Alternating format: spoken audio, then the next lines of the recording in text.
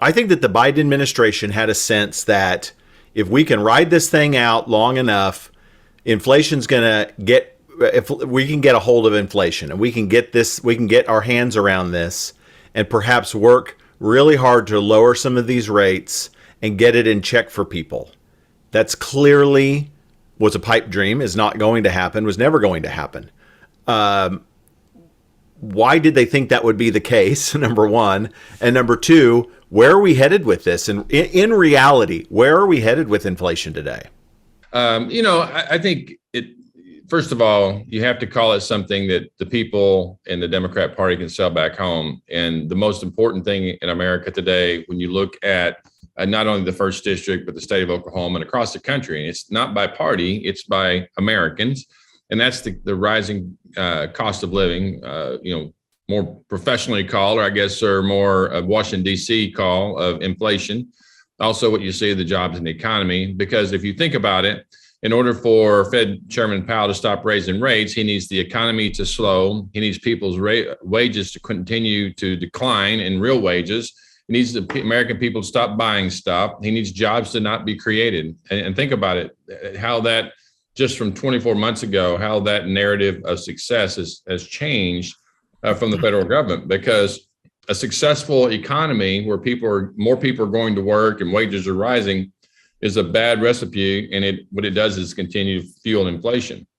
But also, the Democrats recognize that they need some catchy political words, so they put Inflation Reduction Act. The reality is everything about it is the Income Reduction Act, because when the government spends more, the American people, all of us, have less to spend back home. I think, John, the real world that we're dealing with today is what our founders always warned us against from the day we became a country and the U.S. Constitution was put out there in 1789, was that it's this concentration of power in Washington, D.C. And we're in this real struggle where the politicians, and I'm one that's pushing back on this, and we have this idea of limited government, is that the politicians are seeking more and more power, and they're doing this through this immense amounts of debt money being put out there, money being printed. And the American people are seeing what the impact of this $31 trillion of debt, soon to be, $32 trillion of debt, the way it's accelerating.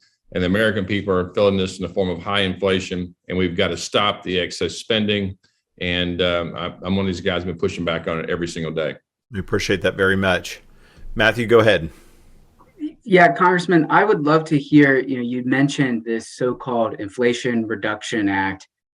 President Biden, congressional Democrats enacted hundreds of billions of dollars in new taxes and new spending. And really, they slapped this title, Inflation Reduction Act, which was really just a somewhat scaled down version of something they've been talking about for over a year, which is this Build Back Better agenda. I'm curious, especially from the tax side and your experience, having owned several businesses, what is that going to do for the economy? How is that going to impact the jobs and the wages issues that you mentioned?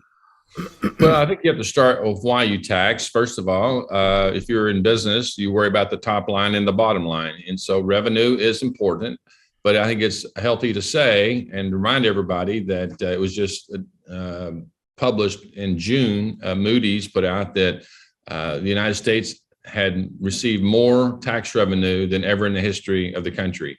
I just saw an article last week that said we are $1 trillion higher in revenue today than we were just some 3 years ago.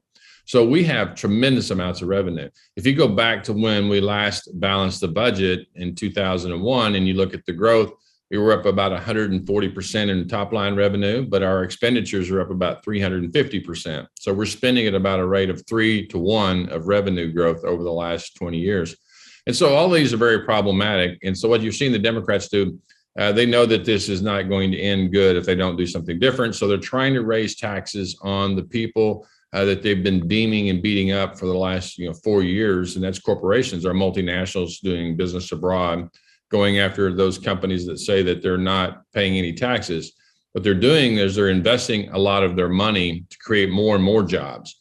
And, I've had people in my office just through the course of the negotiations on this bill, and since this bill is passed, asking if there's anything we can do to lessen the tax blow, because there's such a disparity between our tax code and the welcoming or lack of welcoming from the Biden administration to do business here. And they're looking at moving their companies somewhere else in the world through the federal tax credits that they eliminated on January 1, that had been around some 113 years, to this 15% minimum tax on corporations, to the demonizing of all of our businesses in America, that we're all greedy if you're a businessman.